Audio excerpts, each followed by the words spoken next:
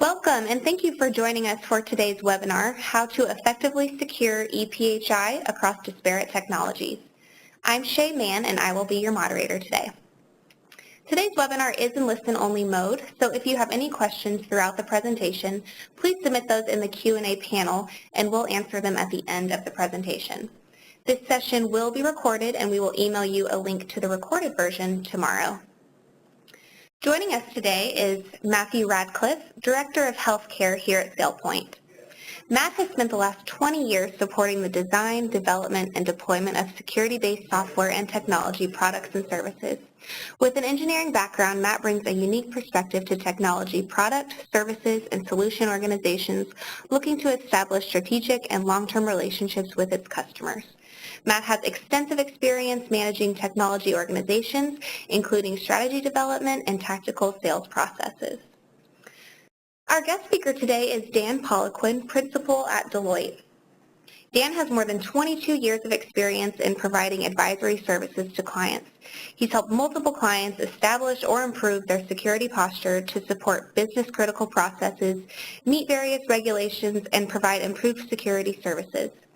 Dan has more than 17 years focused on identity and access management. From an industry perspective, he's focused on helping healthcare clients become secure, vigilant, and resilient. Dan has experience with health plans, health providers, pharmacy benefits managers, and pharmaceutical companies. And with that, Matt, I will go ahead and pass it over to you to get us started. Thank you, Shay. Thank you, everybody, for taking time to join us today. So listen, we find today in the healthcare world, this is, for me, it's both an exciting time, but it's also a challenging time.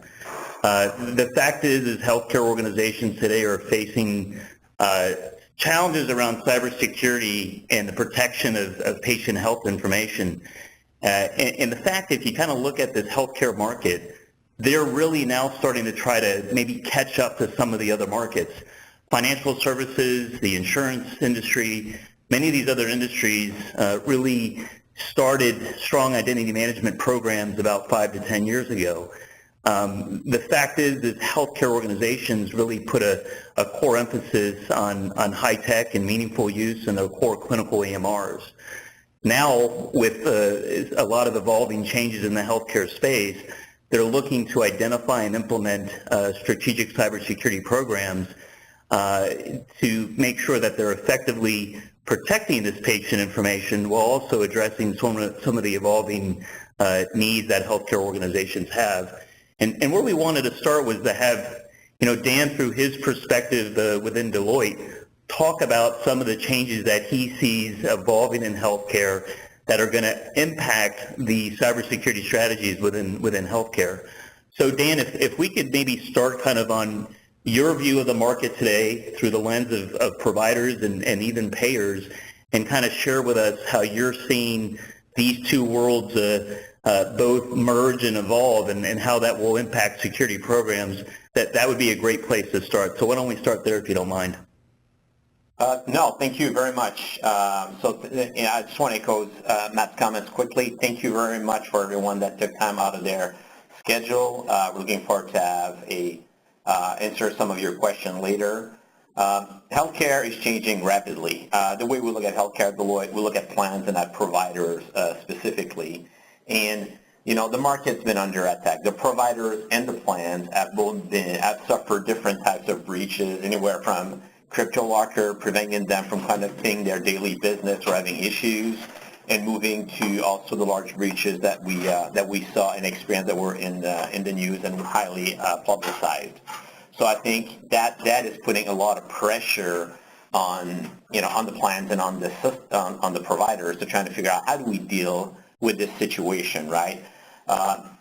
One thing that you mentioned, Matt, regulation is there to stay. It keeps on increasing, but being compliant with the regulation doesn't necessarily mean you have a proper cyber posture, right? So it's about risk management, and we'll cover that a little bit later, how we discuss that. The other thing that's very interesting is there's a lot of uncertainty on the market, right? People want to repeal what's known as Obamacare, what people generally call Obamacare. What is it going to replace with?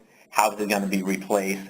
There's a lot of conversation on trying to change the model and a lot of publicity there. So that's causing a lot of uncertainty too. So people need to do something, they just don't know what to do. So that's creating, you know, a lot of churn, and it makes it difficult for people trying to place their bets and sometimes make business decisions, right? And we need to make sure that cyber is important, but it needs to be aligned with the business goals of an enterprise, of any enterprise, right? And then another point is Micra is coming, right? So a lot of people are trying to adapt Micra, and that's the move to the value care. So we're trying to, people are trying to put or dip their toe in the water about what do they need to do, what it need to look like in order to provide value care-based billing, right? They need to be at-risk contracts, so the whole model is evolving there. So can we support them from a risk perspective? And that's costing them money, right? When people are taking time to try new models, part of the reason to try the new model, because it's coming, and there's going to be some implementation in 2019 and some in 2021, but you need to start prepping for it now. That means that removes some dollars that are available to do things that you need to do. And then the last one that's very interesting is plans are becoming providers. So some of them are acquiring providers, and some of the providers are starting to issue plans.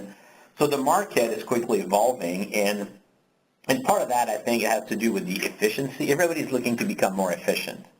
And to become more efficient, right, if you control the entire chain or process, you become more efficient, you can control your costs. So that's why we're seeing the move to that model. Thank you, Dan. What I thought would be interesting, if I want to look a little bit at the evolution of cybersecurity, specifically through the lens in healthcare. If we kind of back up to sort of the mid-90s, this is, when we talked about identity management in healthcare, it was really kind of a back office function. They were focused primarily on automation. How can we quickly get new clinicians into systems, get them access to the resources they need, and then when they left, how quickly could they terminate that access? The challenge back in the 90s, being really a pure back office IT automation play, is that they were essentially providing access or changing access or providing additional access, but not through really the lens of understanding what permissions they had today and how any new access could impact the overall security status of that individual within the organization. They didn't really address the provisioning of identity management through the lens of governance and compliance. In today's world, if we kind of fast forward the way we are today, the reality is there's much more regulatory demand. There's unfortunately a huge opportunity for cyber threats. And hospitals have unique challenges, and healthcare organizations have unique challenges that do not exist in other industries. Let's talk a little bit about the identity population.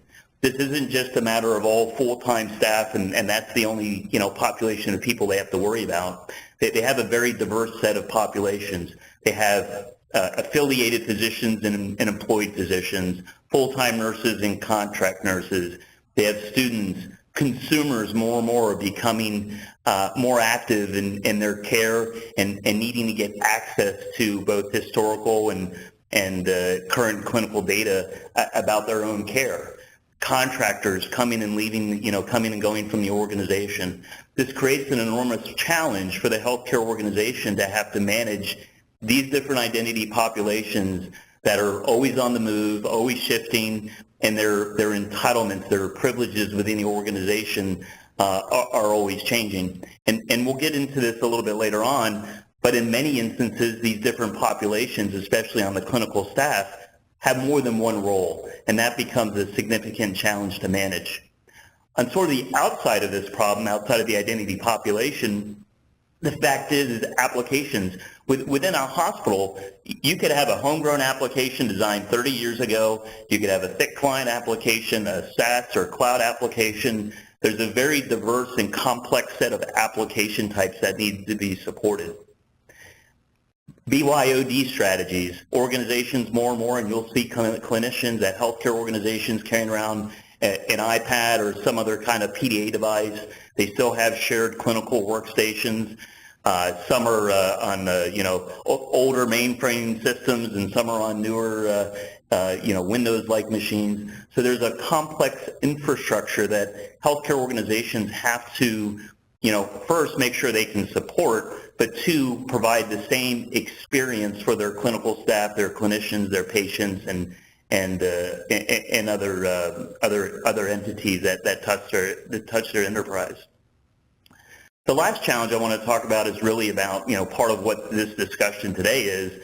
Clinical data is not just in the EMR. It's not just in Epic or Cerner or Meditech or Allscripts or other clinical systems. Researchers and clinicians, there's other reasons that data sometimes have to be extracted from a clinical EMR. And if there's one single problem that we hear today that CISOs and CIOs, they're nervous about, is making sure that they can have a clear view as to where sensitive data is in the organization, who has access to that data, who's moving it, manipulating it, deleting it, and that is a very complex problem. So if you think about kind of identity management in healthcare, there's several big challenges that have to be addressed, from the consumer population to a complex infrastructure to a complex application environment, and then, oh, by the way, this isn't just managing access to applications, but also sensitive data that's spread out across the organization. Dan, any comments you want to make on that? Well, I will add two comments. One of them is when you talk about the patient, or in the case of a plan, the member, right? Part of the attraction there is how do you manage that external population, and a lot of time we think about user control onboarding, and we're comfortable with employees. And when you get into the external side, the patient member side, it becomes very intricate, but it's really focused on the user themselves. It needs to be user-centric. And you start moving into areas like preference management, right? You need to start offering multiple options to authenticate.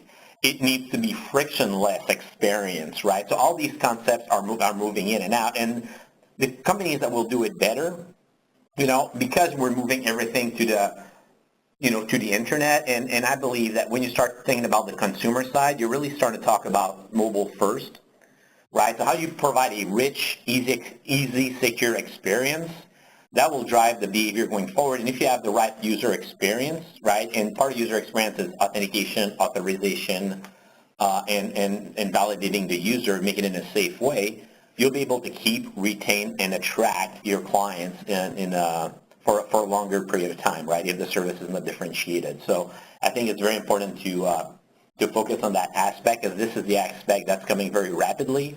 The expression I hear from some of my clients talk about is they want to be more retail-like, quote unquote, right? So how do we help do more preventive care? How do we reduce cost? How do we make sure that people get the service at the point that they get the better service at the most efficient cost we can provide them? So I think it's important as you're designing, a good identity management platform to understand where you're trying to go so you can actually customize and hit and align with the business early on. Thank you, Dan. So the challenge is we take this complex application, user environment, infrastructure environment, and now that's kind of married to the fact that the risk, the opportunity for risk, the opportunity for cyber threats is increasing enormously, right? The sophistication of attacks is maturing, both in terms of social aspect and technical capability. So more and more organizations are trying to figure out the right way to have a broad cyber strategy that still provides the flexibility they need for their complex environments. A couple of the areas that we're finding interesting and that as an organization we continue to listen to our customers' needs around security is really where are those threats taking place? Where are cyber criminals having success within healthcare organizations? And probably one of the most interesting for us is around privilege use or privilege abuse. You have individuals out there that have privileged access, and I think a lot of organizations would perhaps admit that they can do more around understanding who has privileged access.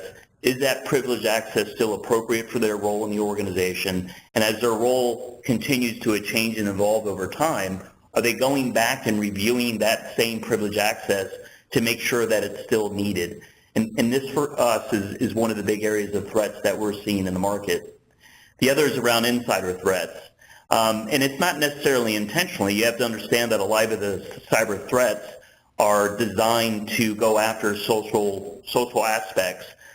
So going after usernames and passwords, trying to get information on social media to figure out ways into the organization. But you still have insiders. There's been studies out there that say individuals will sell their username and password, for financial value and financial gain. And that creates an immediate risk for the organization. The reality of all this is become an enormous expense. In healthcare alone, if you look at the total cost of breaches, that number is over $6.2 billion now. So this is a significant number. And if you think about the cost of an organization to first realize it's been attacked, try to figure out where the attack is coming from, and then how do you appropriately immediately respond to that attack, and then take countermeasures to prevent that from happening again, that cost can be significant to an organization.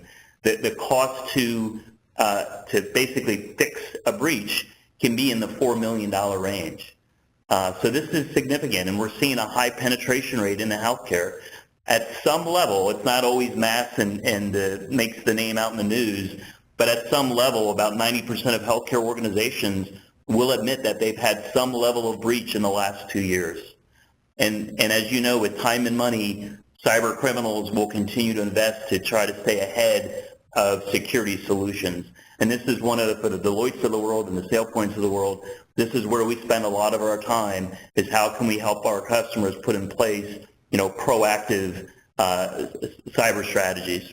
Dan, anything you want to add around kind of what Deloitte is seeing in the market in terms of threats and sort of the cost of those threats? Yeah, so first thing, right, the estimated cost, depending on the organization, the size, and what you have to do, right, it could be much more than that, right, depending on the number of records you lose and the impact is one thing you need to consider, right, so that's an average. The other element is, we have clients now that when, the market's always evolving and there's a lot of outlets, so you're still going to see a lot of M&A type activities. And one of the risk mitigation technique of an M&A nowadays includes actually evaluating the cyber posture of an organization as you're buying it, right? In the past, it was really like, is there any legal reason? Is there any financial, how we sure we're paying the right valuation and things like that? It's been observed that some people have made acquisition and had to get rid of their acquisition, realizing that the cyber posture and potential risk of the acquisition they made, even though it looked like it made financial deal, once they really got underneath the cover, they have to change direction. So it's that level of importance that cyber can have, right? The value of a brand name can be impacted significantly. Thank you, Dan.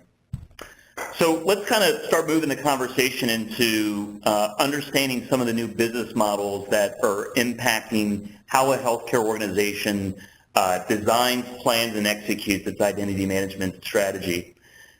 There's really three areas that we're finding that are in a rapid pace or coming to play as CIOs and CISOs begin to think about, what kind of identity strategy do I put in place? What kind of data security strategy do I put in place? And they really have to do with populations of consumers, business partners, and the philosophy of, healthcare expanding beyond the walls of the hospital and becoming more of a community health center approach. Let's talk about business partners first. Disparate in the New York area, and there was some out west in central U.S. This is an example of one type of initiative where there are programmatic and financial incentives for organizations to work together to manage the continuum of care and obviously avoid the readmittance of patients. In order to do that and to achieve that kind of success, they have to share clinical data. So now you have a healthcare organization, a hospital, having to share clinical data with a third-party organization. In many cases, these third-party organizations can be smaller entities. And the healthcare organization, in many cases, has to start thinking about, well, how do I know that they are who they say they are when these individuals come into the organization? How do I, sort of identity proof them? How do I onboard them? And how do I manage their identity even though they have, no legal relationship with the organization? They're not an employee of the organization. And this need to start managing third-party identities is becoming a rapidly increasing challenge, but it's also a very complex problem. How do we build the use cases? How do we build the infrastructure to support this? And we find that these business partners really fall in kind of three categories. There's large business partners, which typically have their own identity management strategy. They can do the identity proofing. They can do the onboarding process and help the healthcare organization through that provisioning process. But for the smaller and medium organizations, they typically don't have a broad identity or cybersecurity strategy. So the hospital has to start looking at ways of becoming that identity provider for those business partners. So this is a very interesting challenge and one that needs to be thought about when you're building your cybersecurity program. The others is related to consumers. So for a healthcare organization, your patients, your customers, they're in a very frequent basis now are accessing their clinical data, whether it's historical data or perhaps they're getting ready to have surgery and they want to get some of that pre-op information or post-op. Where are my records going to be sent to? What prescriptions do I need to get filled? What are the results of my post-op X-rays? That kind of data now they're getting access to, and they're going through a consumer portal to do that. So how do you now provision consumers, track what they have access to, and make sure that identity is being managed in a very thoughtful way? Yeah, the last point I'll make, yes, Dan, please.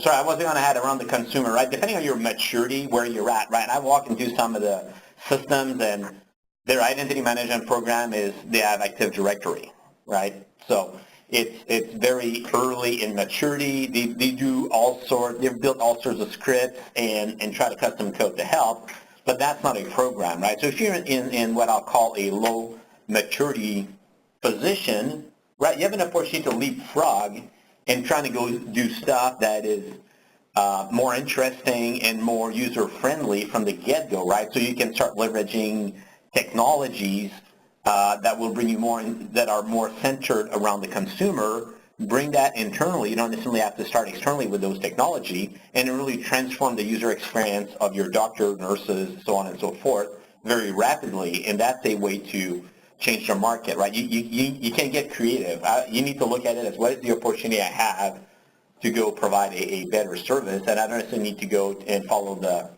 all the steps that others have taken in the past. Thank you, Dan.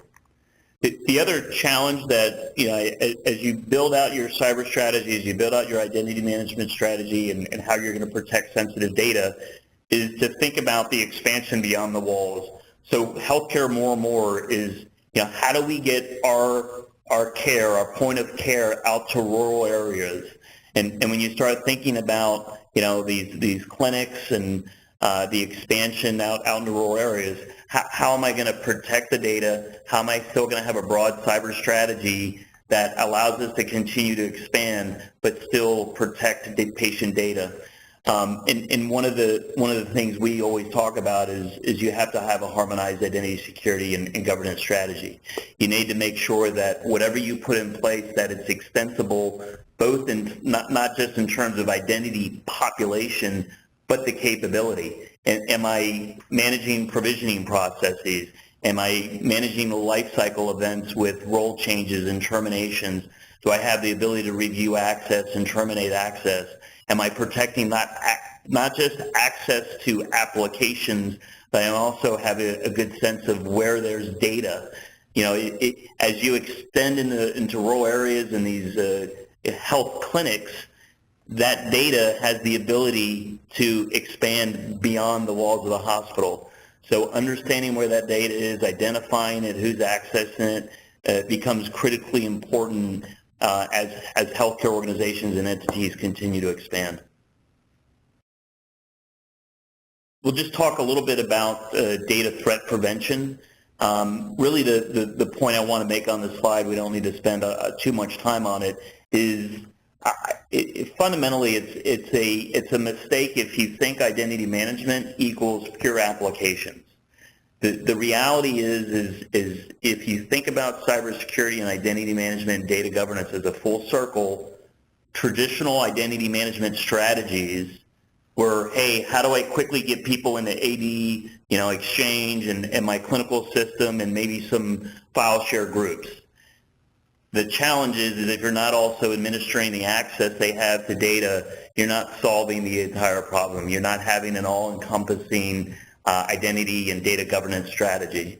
So think of it as a circle and make sure that as you plan your strategy, you're looking at it through the lens of both applications and data and usage. What's their behavior around that identity? If Matt is, typically working 9 to 5 from this hospital, and I typically only access this set of data or these applications, and then all of a sudden off hours from some other IP address, I'm doing something with my identity that doesn't fit within the normal behavior. You need to be able to identify that and take action, whether it's immediately deprovision that access or raise a flag to a manager or perform a certification campaign immediately on that identity.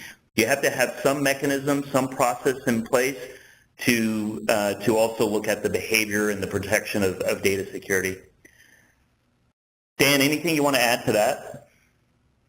The one thing I would add is your point is very valid. As the market is evolving, right, and you're reaching out to internal and external people, you need to start thinking also, does everybody need credential, right? Everybody needs an account, and then you'll have people that use very randomly the account. So do you really need to provide them credentials with that account, or do you need to do like what I'll call real-time proofing, right? So you need to start managing and start adapting to the people in the risk level, right? I think behind this, everything we've talked so far, there's that concept of risk. And if you're putting a risk management hat versus a compliance hat, you will do much better and you will be a step ahead of what's happening versus reacting to what happened. Thank you, Dan. We spend a lot of time with our customers making sure we understand kind of what's on their mind from a security strategy. Where do they feel they're performing well, and where do they feel they need to optimize how they're addressing broad cybersecurity? At the same front, there's other CIOs who are kind of wondering, hey, what's on my peers' mind? Where are they focused? What's impacting their cyber strategies? And what I always find interesting is you'll probably never see the words identity management on the whiteboard of the CIO, but the fact is data governance and identity management touches many of the big topics that we see and hear that are on their mind. Breaches is kind of the obvious one, but maybe the ones that are not so obvious include things like the influx of technology, of IoT. You now have network connected devices within hospitals, whether it's a heart monitor or a bed or some other device. They're now connected to the network. They're now an identity. There's been studies out there that show if it's a connected device, somebody has the ability to do something, fraudulent or some type of cyber crime with that device. So for them, they start thinking of those connected devices, which is really the right thing to do, as an identity. How do I put a security strategy around not just human carbon footprint identities, but also this influx of IoT. And the other one, and Dan talked about M&A, I talked about the business partners, but that data sharing. The more you have ePHI initiatives, the accountable care organizations, third-party business relationships, anything to do with the continuum of care, whether it's with a partner, whether it's with other clinicians, or whether it's the consumer coming back into the organization, there has to be a strategy around how do you grant appropriate access, how do you continuously review access, how do you terminate access, and how do we protect sensitive data. And we have to really look through it through that holistic lens. But that bottom line, those key areas, that high-profile data breaches, BYOD, ongoing legislative changes. Here we go again with, is quote-unquote Obamacare on or off? This has impacts on healthcare organizations, and this impacts how they address security strategies, and then data sharing and influx of IoT. This is really what we see on their minds, and as Deloitte and ourselves, we're always looking at ways to contribute to the cybersecurity strategy around these topics. Dan, any thoughts on this?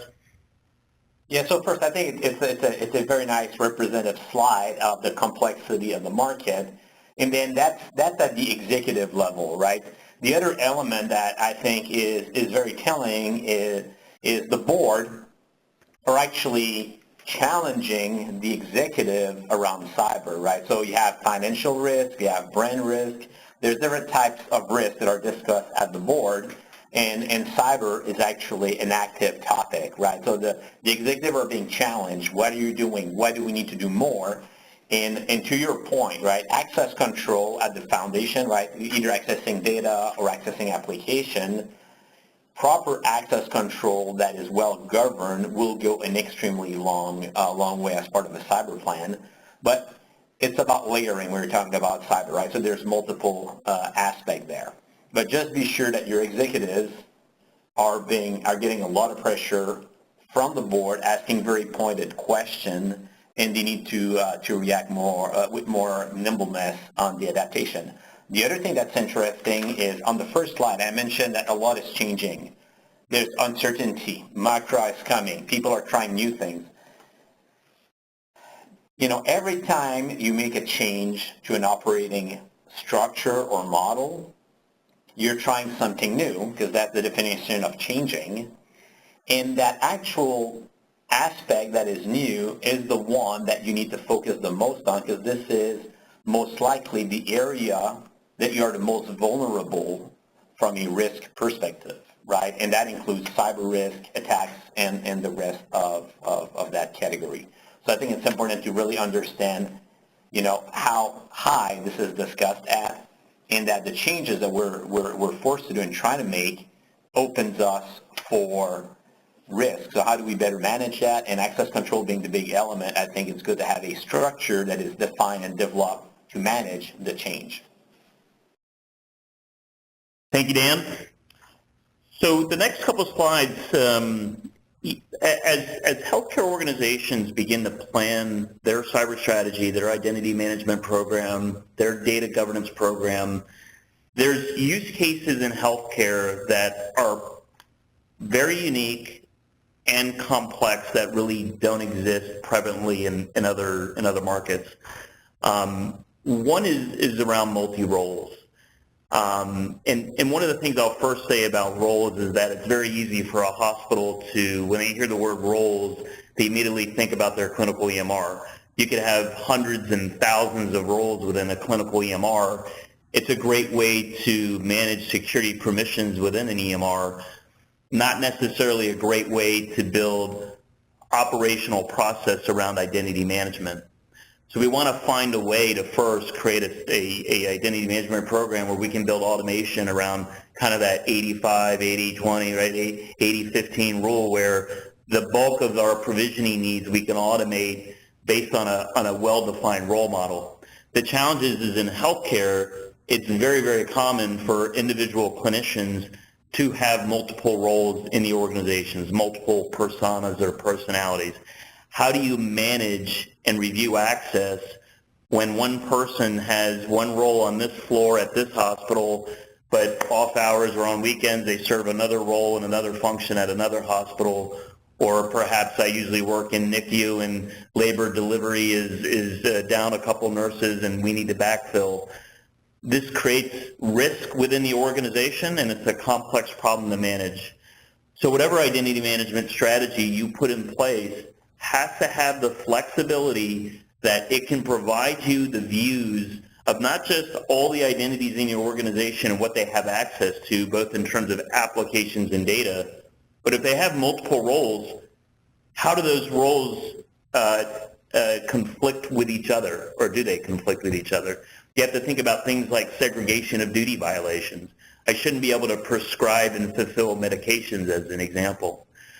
So having a solution that's flexible enough to allow you to view the roles that somebody might have, what the permissions that are granted for those individual roles, and then wrap security processes around it like segregation of duty is extremely important and somewhat complex. So whatever you choose, whatever you decide in terms of identity management, it's got to have that capability. Dan, anything you want to add on this topic? Yeah, I would add that the other element is if you're a medical center, right, and you just, triple the pleasure, I guess, or double the pleasure, because now you have the university side and then the medical center side, and then, the research arm is always sitting in the middle, so you have different viewpoints, right, highly regulated, highly open for research, and somewhat controlling on the student side, but trying to be very freed as well. So now you have even competing priorities, which makes the problem even worse on how to manage the identities, depending to how integrated the medical center is with the university. So all those personas, complexities are active and there, and it's important to be able to show the flexibility in a way that reduces and manages the risk, and it's easy to consume by the individuals. Thank you, Dan.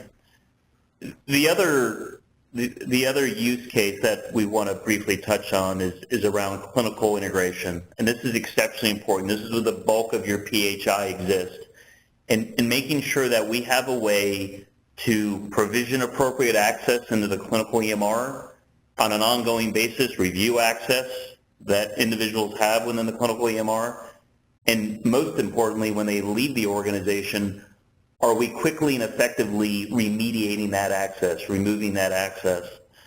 And this clinical application integration problem within identity management and cybersecurity has been long and complex.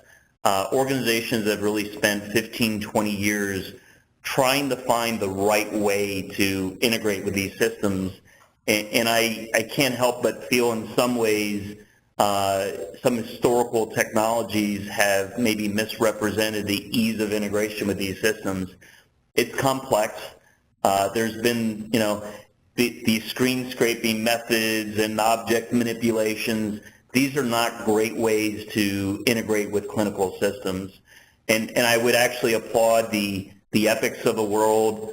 Cerner's getting there. Allscripts is doing it. The Meditechs of the world are thinking about this. How do you allow for security solutions like identity management platforms, like data governance solutions, to more effectively integrate with a clinical system that doesn't create a maintenance problem for the hospital? The last thing an IT organization in a hospital has time to do is manage a connection between an identity management platform and a clinical application.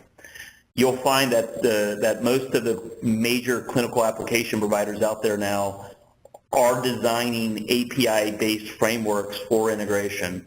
So to do things like provisioning new users, to do bulk aggregation, so you have a core understanding of all the identities and their entitlements within the application, to do access reviews and recertifications, and lastly, to do terminations.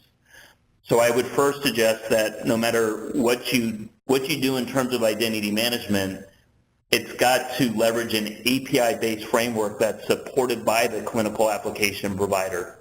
Avoid, proprietary methods, avoid the screen scraping methods.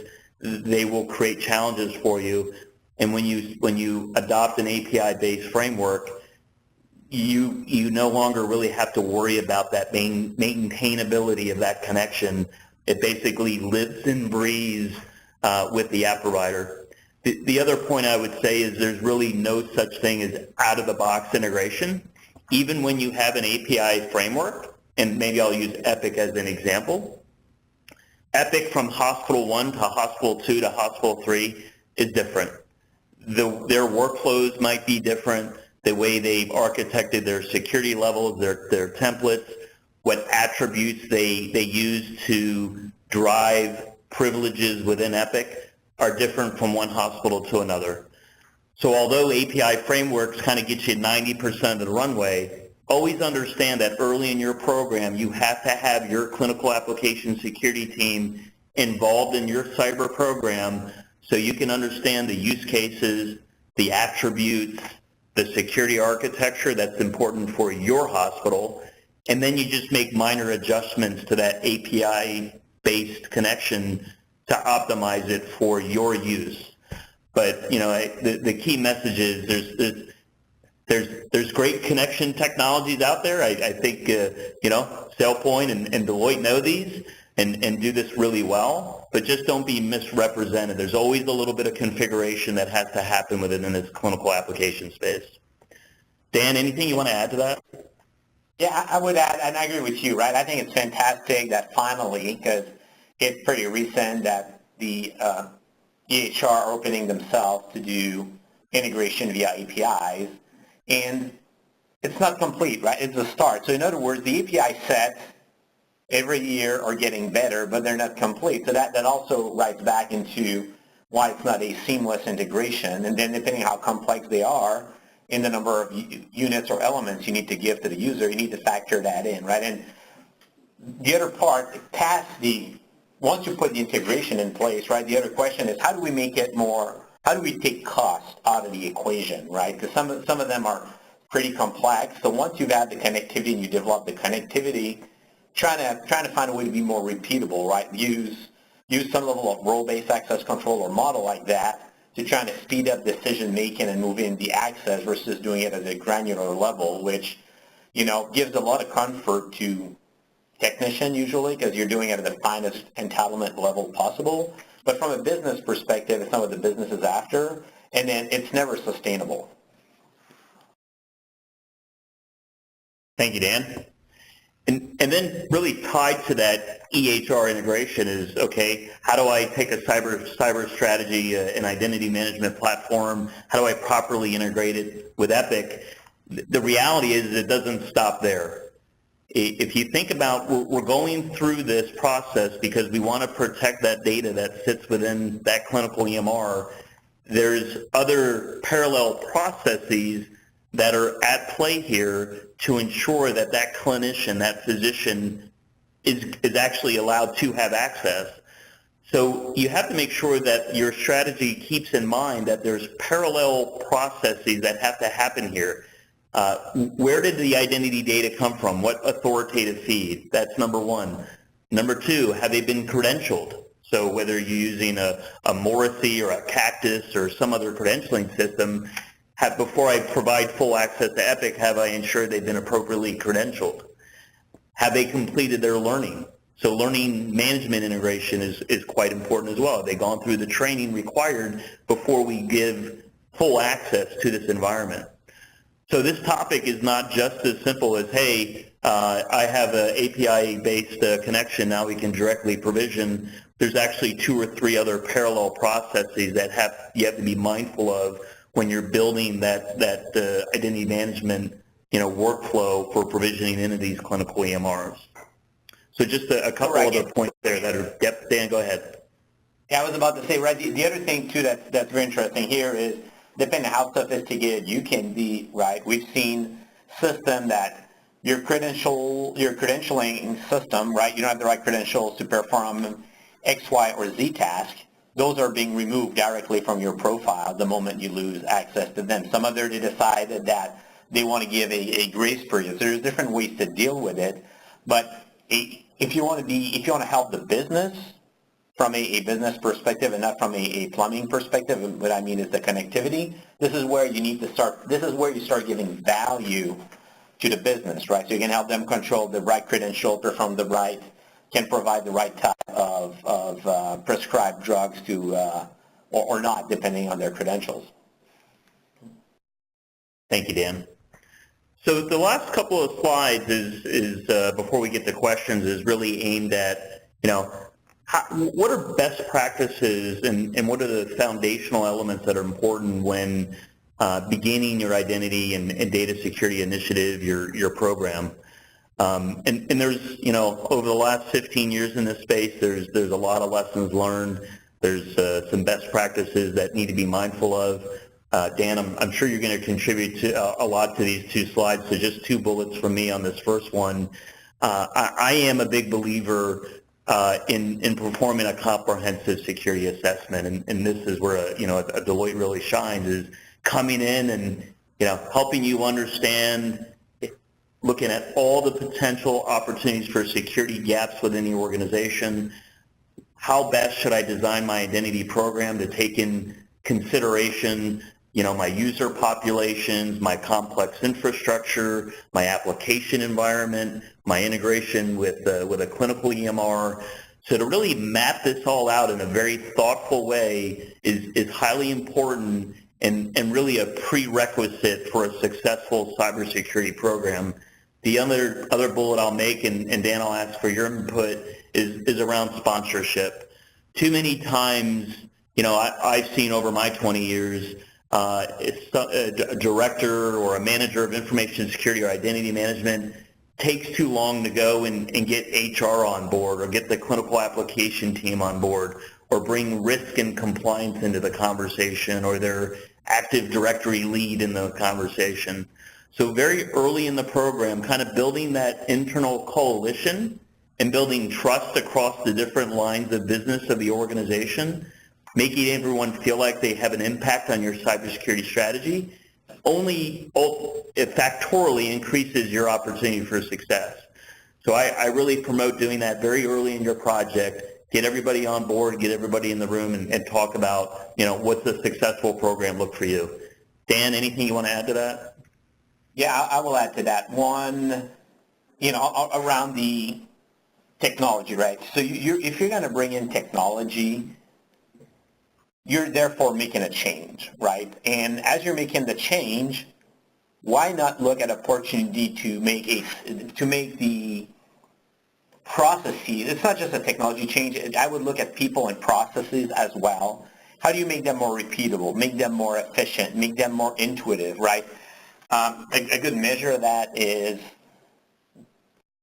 who on this, has ever read the iTunes song buying guide or the Amazon shopping guide, right? There's no such thing as that. You go on the site, you click here very quickly, you understand what you need to do, and first thing you know, you get a song on your iPhone, or you get, a nice t-shirt delivered at home, or whatever you're looking for. So as you're designing stuff, you need to consider that early on. And the other element is, how do you align with the business objectives, right? We have people that invested in the technology, and then their whole idea is, we need to update it to something newer. And then you do the exact, you complete the project, and you're at the exact same place you were a year ago, providing the same services in the same manner. All you have new is the plumbing is new. It's the new technology, right? And use the power of the technology. So convert that into something that provides business value, I think, is tremendously important. When you talk about the buy-in, if you do it well, you want obviously partner with the business. You want to partner with whoever's doing your internal audit or external audit, because you want to make sure that you're trying to provide a solution that covers ease of use from a business perspective, reduces access control findings from an audit perspective, make sure that it's repeatable and scalable from an IT perspective. So make sure you take the time to have a multi-dimensional team that reads into the program. Thank you, Dan. And you talked a little bit about the financial benefits. We always, it's amazing still the number of organizations that I speak to, and they still think of this as back office IT automation, and that is now far from the case. The reality is a strong cybersecurity strategy is an insurance on your brand. There are both hard benefits and obviously soft benefits into a broad cybersecurity identity management data security program. So do that business, what we call a business value assessment, do that ROI early, get those hard savings benefits into the C-suite, get them on board. We find when you start talking about data security, that compliance officers start playing more and more in these projects, and risk and financial officers start playing a bigger role in these programs, because it's all about ePHI and protecting the organization to exposure. So do that ROI early. The only other bullet that I'll highlight, and then I'll let Dan give his final wrap on this slide, is avoid boiling the ocean. Identity management is not plug it in and let it go and you're done. It is a program, and it will evolve as your organization evolves. So one, it only creates risk, and two, it prevents you from getting immediate value. So don't boil the ocean in phase one. Do you want to map out your entire program and understand what you want to achieve over a 1 year, a 3 year, and a 5 year plan? Absolutely.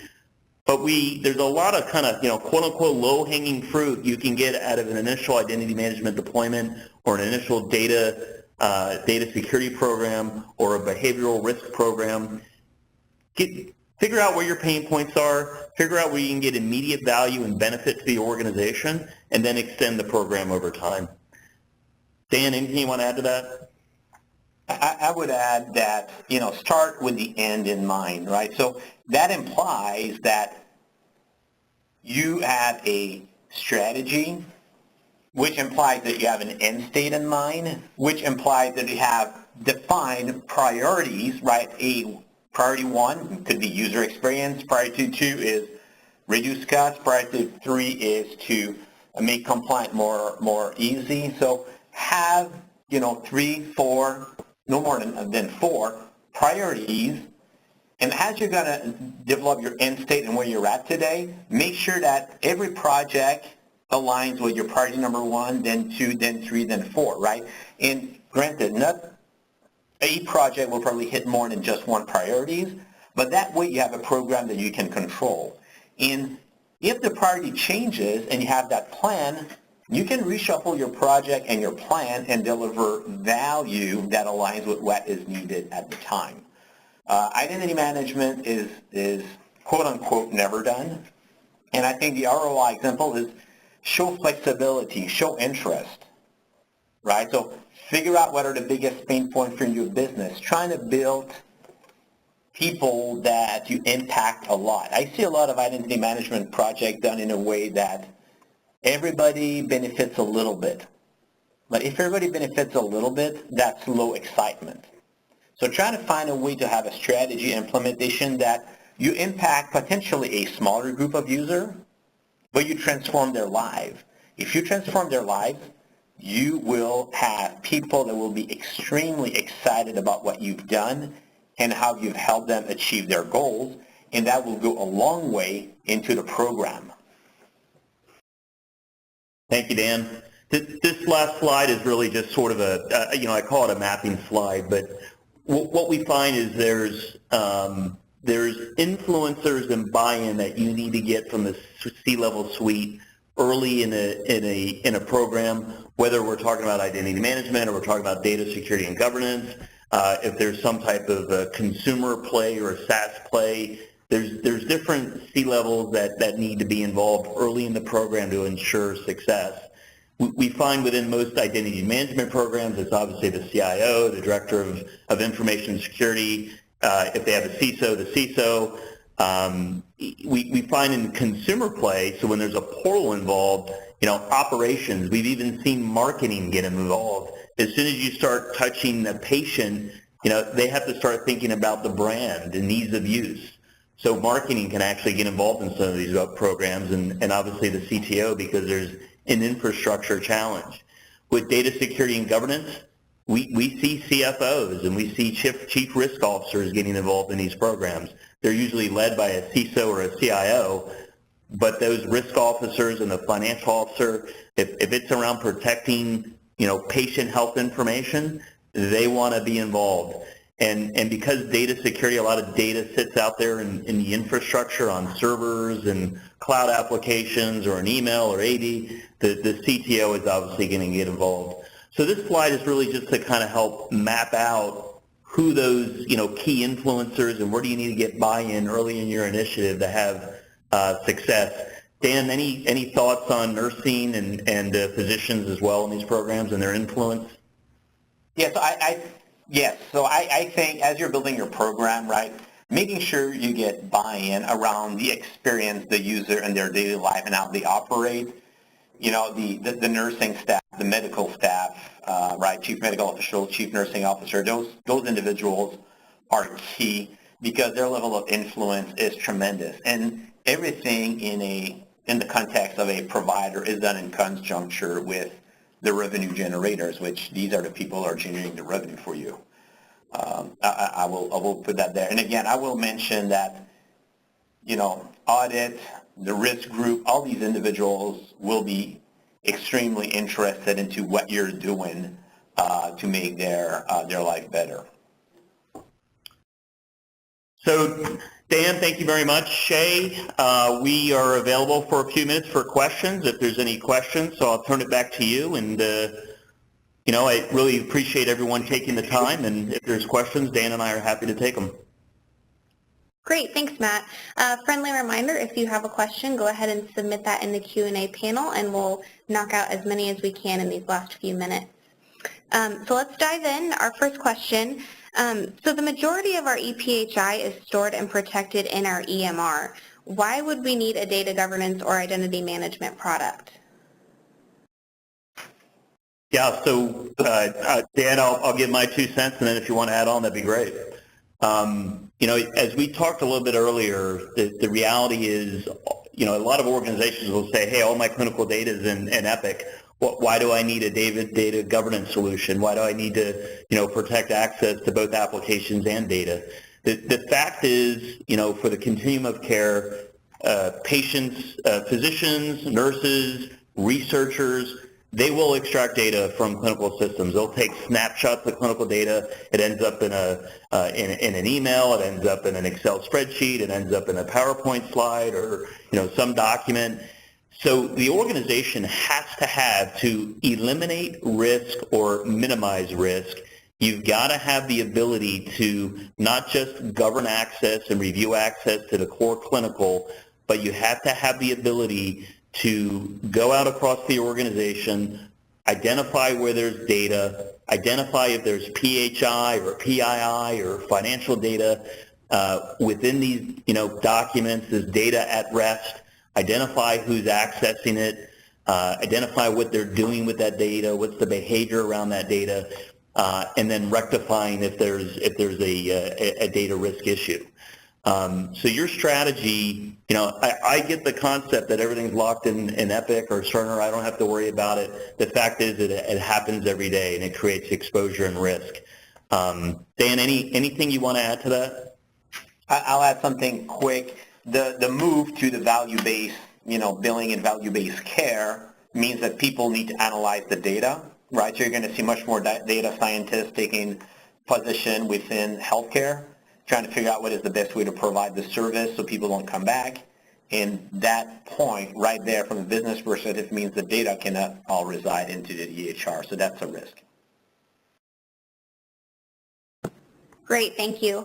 Okay, that is all the time that we have today. Matt and Dan, thank you for your time and your presentation.